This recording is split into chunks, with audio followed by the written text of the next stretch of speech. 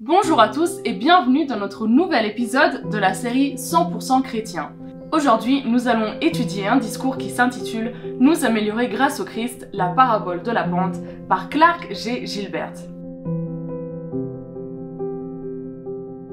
Elder Gilbert commence par parler du fait qu'il avait énormément de rêves quand il était jeune et qu'au bout d'un moment, il s'est rendu compte qu'il n'avait pas forcément les capacités pour les atteindre. À la fin de sa petite expérience, voici ce qu'il nous dit. Toutefois, ce n'est qu'au moment de ma mission au Japon que j'ai senti mes possibilités intellectuelles et spirituelles commencer à émerger. J'ai continué de travailler dur, mais pour la première fois de ma vie, j'ai systématiquement impliqué le Seigneur dans mon développement et cela a tout changé. Donc c'est très intéressant parce que des fois, on a vraiment beaucoup de rêves et on y travaille tellement fort et on voit qu'ils ne s'accomplissent pas. Mais la leçon qu'on peut tirer de cette dernière phrase est la suivante. Il faut que nous incluions le Seigneur dans notre développement. Comment l'impliquer dans notre développement? J'aimerais partager avec vous une écriture que j'ai trouvée dans mon étude de Viens et suis-moi. Si vous ne savez pas ce qu'est Viens et suis-moi, n'hésitez pas à regarder dans la description où vous trouverez le lien du manuel de cette année. Donc voici, je vais vous la lire. Elle dit: Néanmoins, le Seigneur Dieu nous montre notre faiblesse, afin que nous sachions que c'est par sa grâce et sa grande condescendance envers les enfants des hommes que nous avons le pouvoir de faire ces choses. Donc comment est-ce qu'on peut inclure le Seigneur dans notre développement?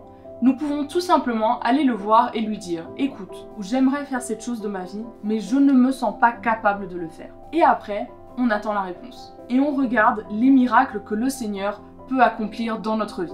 On aura sûrement besoin de temps pour y arriver, mais la promesse est que le Seigneur va nous aider à y arriver. Et peut-être des fois, le Seigneur va nous aider à voir que le chemin que nous avons choisi pour nous-mêmes n'est pas le bon. Et donc il va essayer de nous rediriger. Donc c'est hyper important de pouvoir aller humblement dire au Seigneur que nous ne pouvons pas faire les choses tout seuls. En effet, plus nous nous rapprochons de lui, plus il nous sera facile de savoir ce que Dieu veut qu'on fasse. Elder Gilbert continue: Dans cette vie, nous avons tous une ordonnée à l'origine différente. Nous commençons à des endroits différents, avec des dons innés différents. Certaines personnes viennent au monde avec une ordonnée à l'origine élevée, offrant de nombreuses possibilités. D'autres connaissent des situations de départ difficiles et qui peuvent paraître injustes. Puis, nous progressons en suivant une pente de progrès personnel. Et il continue en nous expliquant que cette pente, elle peut monter ou elle peut descendre. Et que, en gros, l'objectif de la vie, c'est que cette pente continue de monter. Une autre partie de son discours qui est vraiment intéressante parce que je trouve qu'elle nous aide un petit peu à comprendre pourquoi il y a ces choses qui sont peut-être un peu injustes et comment on peut y remédier. Donc voilà ce qu'il dit. Notre avenir se définit beaucoup moins par notre point de départ que par notre pente. Quel que soit l'endroit où nous commençons, Jésus-Christ regarde ce que nous faisons avec ce que nous avons reçu. Et je trouve que c'est vraiment génial. Parce qu'en gros, ce qu'il est en train de nous raconter, c'est que pour recevoir l'aide de Dieu, on s'en fiche du point de départ. Dieu, il est vraiment là pour nous aider à chaque moment de notre vie, mais uniquement si on fait l'effort et qu'on lui demande. En effet, Dieu ne peut pas nous obliger à avoir une meilleure condition de vie. Dieu ne peut pas nous obliger à monter la pente.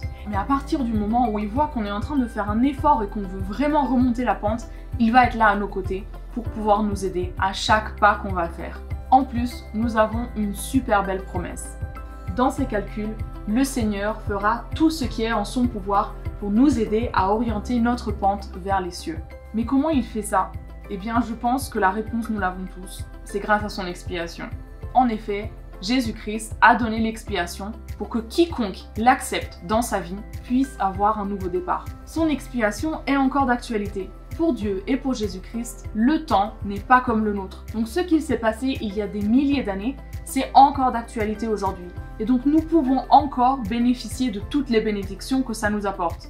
Le plus grand désir de Jésus-Christ et de Dieu est que nous apprenions à utiliser l'expiation dans notre vie et ce, de façon quotidienne. Mais comment on peut faire ça? Eh bien, n'hésitez pas à aller lire un article que nous avons publié justement à ce sujet sur notre site foienchrist.org. Ma question est la suivante. Où nous trouvons-nous actuellement? Peut-être sommes-nous nés avec une ordonnée à l'origine très favorable et aujourd'hui nous nous retrouvons avec une ordonnée à l'origine moins favorable. Ou l'inverse? Eh bien, prenons aujourd'hui comme notre point de départ et suivons les quelques conseils de frère Gilbert. Donc si actuellement vous vous trouvez dans une situation de départ difficile, voici les conseils qu'il nous donne. Premièrement, concentrez-vous sur votre destination et non sur votre point de départ. C'est clair que l'endroit d'où on vient et tout ce qu'on a vécu par le passé sont très importants, mais il faut se rendre compte qu'ils ne définissent pas qui nous sommes. Nous avons le droit et la possibilité de devenir la personne que nous souhaitons être, surtout si on le fait accompagné de Dieu et de Jésus-Christ et du Saint-Esprit. Deuxièmement, impliquez le Seigneur dans le processus d'élévation de votre pente. Et j'aimerais vous lire une citation qui vient dans le discours et qui est d'Eldor Godoy. Il dit « Le Seigneur vous aidera plus que vous ne pouvez vous aider vous-même.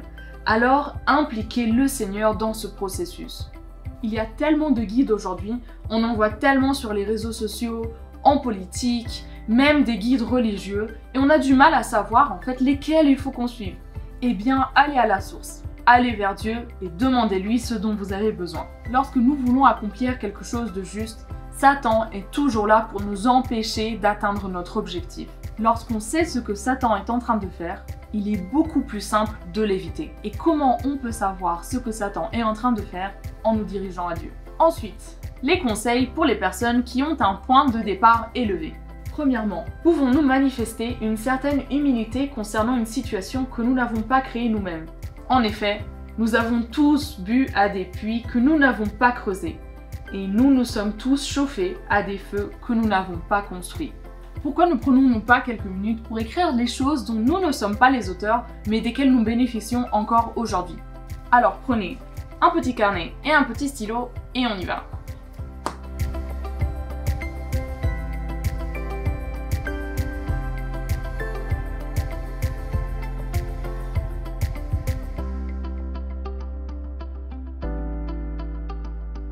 Voilà, maintenant que c'est fait, on va passer au deuxième conseil. Même quand les choses semblent aller bien, nous devons chercher des occasions de nous améliorer en ayant recours à la prière. C'est très facile d'oublier les outils si simples que nous avons. N'oublions pas que nous devons utiliser la prière de façon quotidienne. En tout cas, une chose hyper importante à se souvenir, c'est que nous sommes des fils et des filles de Dieu. On nous dit souvent qu'on peut devenir qui on veut, qu'il faut juste qu'on se fixe l'objectif, qu'il faut juste qu'on travaille et qu'on va pouvoir y arriver. Et des fois on pense que c'est pareil pour la phrase « Je suis enfant de Dieu ».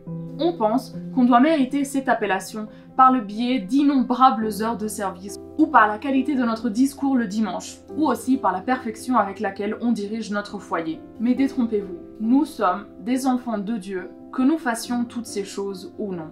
Notre identité divine n'est pas quelque chose que l'on mérite au fil des années. Et personne, vraiment personne, ne peut nous l'enlever. Nous pouvons affiner cette identité divine au fil des années grâce aux commandements que Dieu nous a donnés.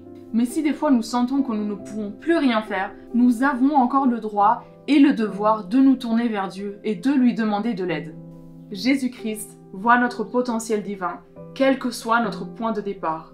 Il l'a vu dans le mendiant, l'homme pécheur et l'infirme. Il l'a vu dans le pêcheur de poissons, le collecteur d'impôts et même le zélote.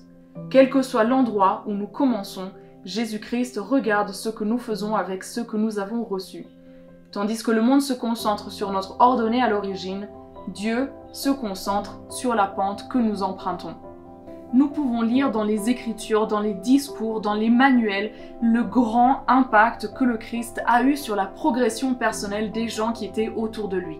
Et c'est un de nos devoirs aujourd'hui de rappeler à notre entourage la divinité qui existe en eux. Tout comme le Christ l'a fait, nous avons le devoir et la belle responsabilité de pouvoir aider les autres à remonter leur pente. Et vous savez c'est quoi la meilleure chose? C'est que lorsque nous sommes en train d'aider les autres à remonter leur pente, nous-mêmes sommes en train de remonter la nôtre. Donc rappelons-nous de cette vérité.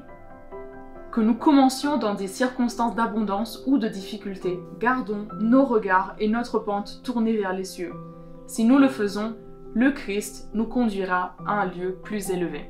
Merci d'avoir regardé cette vidéo, nous espérons qu'elle ait pu vous plaire. N'hésitez pas à nous laisser toutes vos questions et tous vos commentaires dans la section des commentaires. Et n'hésitez pas à vous abonner à notre chaîne pour plus de contenu comme celui-ci. En tout cas, merci d'en être arrivé jusqu'ici et on vous dit à la prochaine!